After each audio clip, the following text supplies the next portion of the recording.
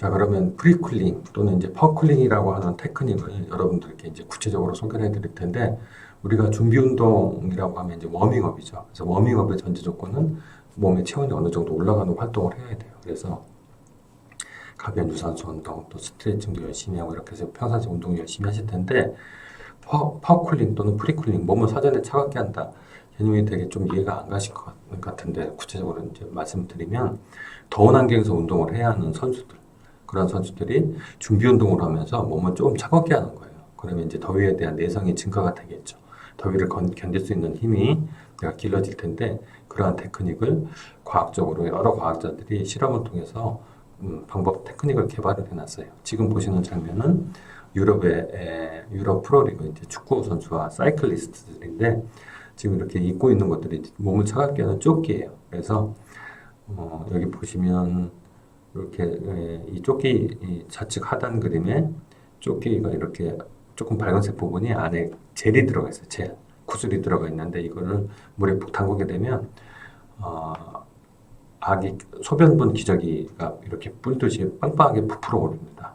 그래서 물을 머금게 되는데, 이 조끼를 냉동실에 이제 얼리게 되면, 얼린 후에 착용하게 되면 이제 차갑게 유지가 되겠죠. 그래서 준비 운동하면서 저 조끼를 입으면 몸통은 차갑게 유지가 되고, 팔다리, 내가 활동해야 되는 팔다리, 사지 이런 데들은 충분히 준비 운동을 하면서도 몸이 차갑게 유지가 되기 때문에, 저렇게 준비 운동을 한 후에 더운 환경으로 나가게 되면 더위를 덜 느끼게 되고, 땀도 덜 나게 돼서 수분도 몸에서 조금 가둘 수 있게 돼서, 더운 환경에서 운동하는 선수들이 적극적으로 이렇게 많이 활용하는 방법들입니다. 자, 이거의 아이디어는 뭐냐? 가정이에요. 제가 지금 육상에 뭐 1000m, 10km 육상 선수인데, 스타트 라인에 섰을 때 체온이 36.5도라고 가정하고, 피니시 라인 들어왔을 때 보니까 체온을 측정을 했더니 한 3도 정도가 상승을 했어요.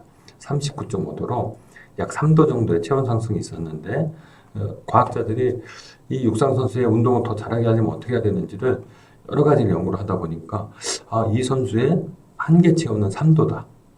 그래서 이 3도라는 체온을 3.5도나 4도까지 끌어올릴 수 있으면, 즉 40도 정도까지 끌어올릴 수 있다면 이 선수의 기록 향상이 있지 않을까, 그런 이제 아이디어를 가설을 세운 거죠.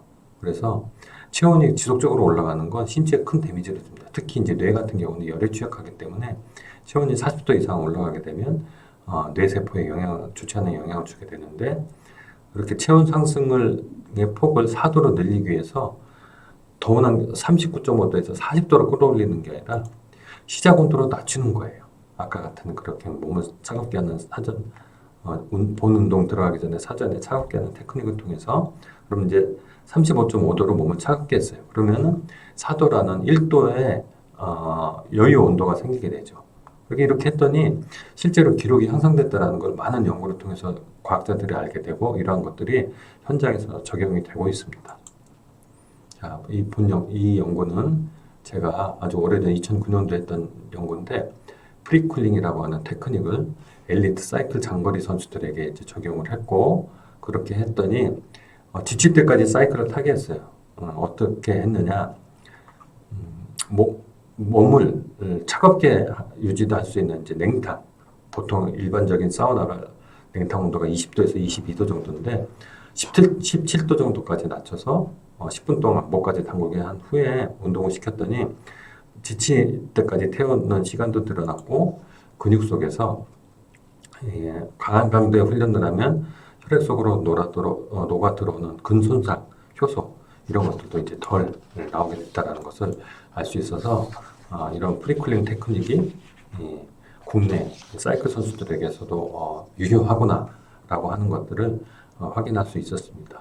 지금 보시는 자료는 외국의 연구들인데, 여기서 보면 영어로 되어 있는 것들이 이제 이름이고, 이 좌측에 있는 게 프리쿨링의 테크닉인데, 몸을 차갑게 하는 테크닉 중에 이제 쿨링 팩, 얼음 팩을 댄 경우, 얼음 조끼를 입는 경우, 또 시원한 슬러시 형태의 시원한 물을 마시는 경우도 있고요. 이런 것들은 이제 혼합한 경우, 또는 아까 이제 제가 한 방법처럼 차가운 물 속에 들어가게 하는 이런 방법들이 있는데 여기서 여러분들이 보실 거는 이것만 보시면 돼요. 가장 우측에 퍼포먼스에서 가로치고 퍼센트가 되어 있는데 여기 나타난 퍼센트들이 대부분 지구력이 좋아진 거예요. 4.3%, 1.3, 1.5, 2.4, 1.3, 1.5, 7.3, 10.5, 12.8, 15.2 이렇게 적게는 1%에서 10% 이상 지구력이 향상되는 것을 알 수가 있습니다. 그래서 이 보시는 자료들도 그러한 내용들이고요. 그래서 이런 테크닉들이 외국에서는 아주 전국적으로 활용되고 있는데 여러분들이 이제 여기서 아셔야 될 내용은 뭐냐? 더운 환경에서 여러분들이 이제 훈련해야 될 때 저런 조끼를 착용을 한다든지 사전에 몸을 좀 차갑게 하는 그런 테크닉. 근데 이제 여기서 여러분들이 주의해야 될 건 뭐냐면 몸 전체를 다 차갑게 하면 안 되고 여기서 이제 키는 핵심은 몸 중심이에요. 그래서 아까 그렇게 그 조끼를 몸 전신에 걸쳐서 입는 게 아니라 조끼만 입는 이유가 몸 중심 온도를 낮추기 위한 그런 노력들입니다. 몸 중심에는 심장이 있고 모든 혈액은 심장을 거쳐서 나가게 되는데 몸의 중심 온도를 낮추게 하는 경우에는 사지로 가는 혈액의 온도를 낮출 수 있는 그래서 사지로 가는 혈액의 온도를 낮출 수 있는 그러한 효과를 기대할 수 있어서 몸 중심 온도를 낮추는 것이 키라는 걸 분명히 해두셔야 되겠습니다. 그래서 지금 보시는 그래프는 차가운 슬러시 형태의 음료를 마시게 하는 경우 이제 이 슬러시도 한 번에 마시는 게 아니고 양도 정해져 있어요. 제가 이제 그 브라질 패럴림픽에 참가하는 여성 사이클 선수를 대상으로 이런 테크닉 적용했었는데 그 선수가 이제 60한 2kg 정도 됐었고 그 60이 체격에 비례해서 음료의 양을 결정하게 되어 있는데 그 선수가 62kg 정도인데 약 이제 0.5리터, 500ml 정도 되는 스포츠 음료를 슬러시 형태로 만들어서 웜업하면서 20분 동안 홀짝홀짝 이제 빨대로 마시게 하는 거죠. 그래서 그러한 테크닉들 여러분들이 현장에서 적용한다면 차가운 음료를 준비 운동하면서 조금씩 마시는 그러한 노력들도 더위에 대한 내성을 증가시키는데 도움이 된다. 또 이런 차가운 제품의 조끼 착용해서 입는 것도 도움이 될 거고요. 이러한 방법을 두 가지 다 쓰는 방법이 가장 효과가 높은 것으로 이렇게 이 그래프상에서는 알 수가 있겠습니다. 자, 그래서 여기까지가 IOC SLIS 365 홈페이지에 게시되어 있는 내용을 좀 제가 정리해서 소개를 해드렸고요. 이러한 내용은 여러분들 지금 들어가셔서도 이제 확인할 수가 있겠습니다. 자, 그럼 이제 본격적으로 이제 더운 환경에 대한 이야기들을 좀 이어갈 텐데, 더운 환경은 심부 온도를 상승시키고 순환계의 부담을 증가시켜서 운동 수행 능력을 제한할 뿐만 아니라 심각한 열 관련 질환을 유발할 수 있습니다. 열은 복사, 대류, 전도, 그리고 증발을 통해서 이동을 하고 교환이 이루어지는데 인간은 선천적으로 땀을 흘리는 능력을 갖고 있기 때문에 더운 환경에서 땀을 증발하는 메커니즘을 통해서 열 손실을 허용을 하고 체온을 유지할 수 있게 됩니다. 증발은 더위에서 운동할 때 열 손실의 주요 경로인 땀 증발을 통해서 열 에너지를 분산시키는 역할을 하는데 땀이 나지 않으면 열 방출이 어려운 상황인 거죠. 그래서 만약에 대사 과정을 통해서 생산된 열이 방출되는 열과 평형이 깨진다면 체온 조절에 이제 문제가 생기는 거예요. 열 방출이 너무 많이 된다 그러면 체온은 지속적으로 잃게 되겠고 열 방출이 안 된다 그러면 체온이 지속적으로 상승하게 되겠죠. 그래서 이러한 상황은 인체에 생리적인 스트레스를 주게 되는데 체온 상승이 반드시 운동선수의 건강과 수행 능력에 해만 되는 것은 아니에요. 그래서 대부분의 운동선수는 체온을 올리기 위해서 사전에 준비운동, 워밍업을 하게 되죠. 그래서 이에 대한 이점은 지금 보시는 바와 같습니다.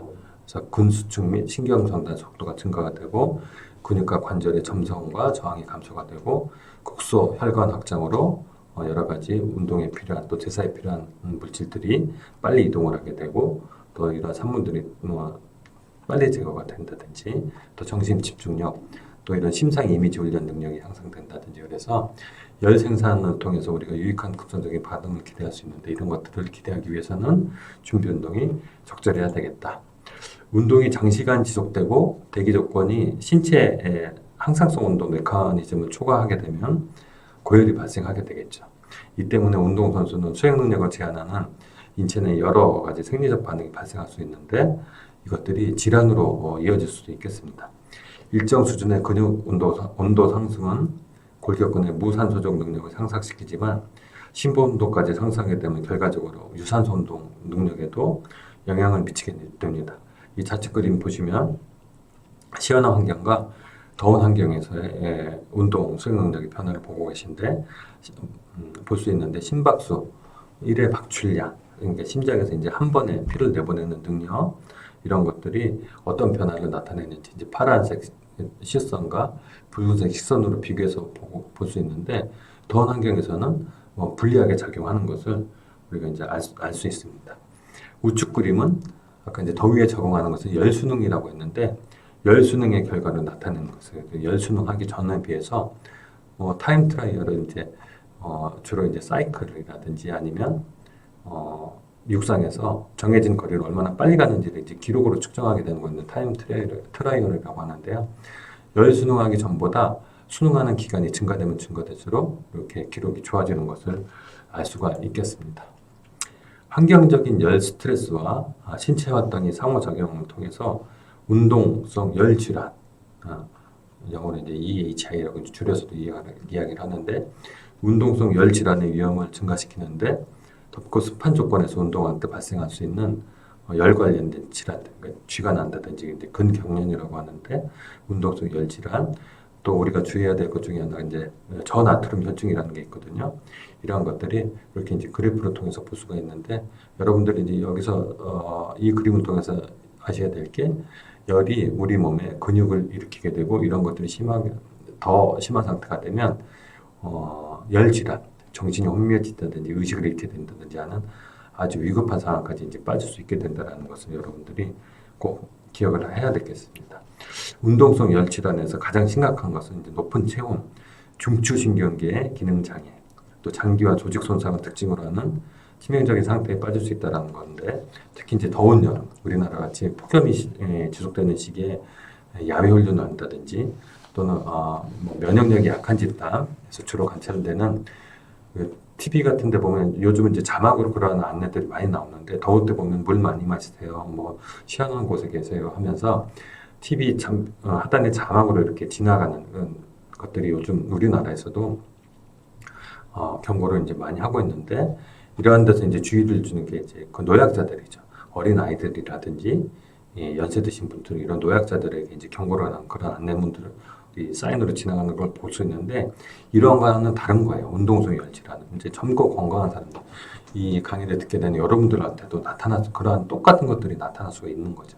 더운 환경에서 운동을 함으로써 그래서 운동성 열사병은 격렬한 신체 활동을 하는 건강한 젊은 선수들에게서도 발생할 수가 있고 이런 것들 이제 진단 기준이 40도 이상의 이제 직장 온도 우리가 이제 체온을 보통 이제 요즘은 이제 코로나 때문에 피부에 접촉하지 않은 상태에서 비접촉으로 피부의 온도를 재는데 피부 온도를 측정하는 게 아니라 이때는 이런 것들을 진단하게 될 때는 몸 내부의 온도 그래서 몸 내부의 온도를 가장 가깝게 측정할 수 있는 게 이제 직장에 체온에 이제 꼬챙이 같은 온도계를 직장에 꽂아서 측정하는 신부 체온 이런 것들을 통해서 이제 진단하게 되는데 이게 이제 40도 이상 올라갈 경우 그 일부 선수들에서는 아주 높은 41도 이상도 이제 보고가 되기도 하는데 이런 직장 온도를 측정을 해서 40도 이상이 됐을 경우에 아주 위험한 상황과 관련된 운동성 열질환을 진단하게 됩니다. 자, 이러한 것들이 이러한 더위에 완성 또는 반복적으로 노출될 때 우리가 이제 적응하는 그러한 놀라운 능력을 이제 갖고 있게 되는데 발환율, 땀이 얼마나 나는지를 이야기하는 거죠. 그래서 발환율은 더위 적응에 대한 반응으로 열수능은 발환을 증가시키고 땀으로 배출되는 나트륨을 감소시키게 됩니다. 발환율이 증가되었다는 것은 더위 적응의 증거를 볼 수가 있는데 혈장량, 이제 혈액 속에 있는 액체의 양이 증가하게 되는 것은 수능이 진행될 때 생리적 스트레스가 감소된 결과로 나타나는 현상으로 수능 정도에 따라서 혈장량이 3에서 27% 정도에 따라서 개인에 따라 다양하게 나타납니다. 열 적응은 증발 냉각을 향상시키는데 이것은 이제 피부 온도를 낮추고 열 흐름을 촉진시켜서 순환계 스트레스, 그러니까 심장과 폐, 혈관 안에 이제 혈액이 흐르는 이런 순환계 스트레스를 완화시키게 되죠. 그래서 주어진 운동 강도에 대한 심박수가 감소되게 되고 이러한 심박수 감소는 열 수능을 잘 했는지를 파악하게 되는 지표로 우리가 활용을 하게 됩니다. 열수능은 이제 두 단계로 발생을 하게 되는데 초기 단계는 이제 2, 3일 내에 심박수 감소 및 발환에 따른 체온 임계값의 감소를 나타내게 되고 주어진 온도에 대해서 발환율이 증가하게 되고 피로감이 개선되는 그러한 효과가 나타나게 됩니다. 열수능은 더위에 노출되는 첫날부터 시작되는데 열수능의 75에서 약 한 80% 정도가 더위에 노출된 초기 한 4에서 한 7일 정도에 나타나는 것으로 알려져 있습니다. 하지만 운동선수가 며칠의 적응으로 혜택을 얻었다 하더라도 6에서 한 12차 정도 돼야 이게 비로소 심혈관, 땀샘 이런 것들 이제 적응이 완벽해지기 때문에 더운 환경에서 유산소 운동 능력을 쾌적화하는데 얼마의 기간이 필요하다고 그랬죠? 2주 정도의 기간이 필요하다는 거 여러분들 꼭 좀 기억하셨으면 좋겠습니다. 더위에서 운동으로 흘린 땀은 수분 손실로 이어지게 되고 수분 보충이 이루어지지 않으면 탈수를 유발하게 됩니다. 체내 수분의 감소는 혈장 부피와 혈장 삼투압의 증가를 유도를 하는데 혈장량 감소와 높은 삼투압은 운동 시작할 때 혈관 확장 또 땀을 나는 것으로 인해서 심부온도를 발한 인계값의 증가와 관련이 있고 이제 발한 인계값이라고 하는 건 땀이 나는 시점이에요. 그래서 이제 이게 증가하는 것과 관련이 있다라는 이야기고 주어진 심부온도에서 발환율을 감소시켜서 운동 중에 증발로 인한 열 손실을 줄이게 됩니다. 탈수는 심장에 채워지는 혈액의 양을 감소시키고 혈압 조절에 어려움을 초래하게 되는데 체중의 2%를 초과하는 탈수는 열 저장 속도와 심혈관 스트레스를 증가시켜서 더위에서 운동 능력을 감소시킬 수 있습니다. 지구성 운동, 육상 중장거리라든지 마라톤이라든지 사이클이라든지 이런 운동 선수들은 특히 이제 국내에 이렇게 더운 환경에 노출돼서 훈련을 지속적으로 한 선수들은 체중 손실을 감내하면서 고도로 높은 수준으로 계속해서 운동 수행을 할 수 있는 그러한 능력들을 갖추는 것으로 그렇게 알려져 있기 때문에 우리나라에서 국내 선수가 특히 이제 여름에 더운 환경으로 이동해서 훈련하는 것은 크게 문제가 안 되지만 가을이나 겨울철에 더운 환경으로 이동해서 전지훈련을 한다거나 시합에 참가할 경우에는 지금까지 말씀드린 이런 더위 적응에 대한 노력들이 반드시 필요하겠습니다. 더위에서 운동할 때 수화는 이제 물을 마시는 행위를 이야기를 하는데 물을 좀 충분히 마시게 되면 심부 온도를 낮추고 발환율을 증가시키기 때문에 사전에 물을 좀 충분히 마셔두는 것이 필요합니다. 일부 스포츠 음료 회사에서 지나치게 탈수 위험을 강조해서 스포츠 음료는 꼭 마셔야 되는 걸 이야기하는데 여러분들처럼 운동을 전문적으로 특히 이제 교과서에서는 스포츠 음료를 어떤 마시는 가이드라인을 어떻게 제안하고 있느냐 1시간 이상의 고강도 운동을 했을 때는 마셔야 된다고 되어 있어요. 반대로 이야기를 하면 1시간 이내에 끝나는 가벼운 운동에서는 마실 필요가 없다.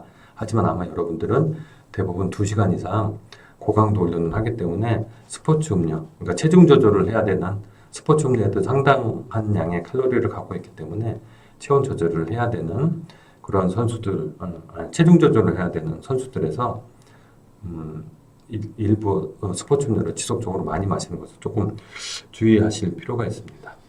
운동 중에 상대적으로 느린 흡수율을 고려해서 계획된 훈련 중에 적절한 수분 공급을 위한 별도의 전략이 필요하고 발환율, 땀이 나는 정도는 개인차가 크기 때문에 이전에 여러분들의 체력 상태, 땀이 나는 정도 또 더위 환경에서 운동을 얼마나 많이 했는지 이러한 경험에 따라서 여러분들의 수분 섭취 전략이 수립이 되어야 될 거고요.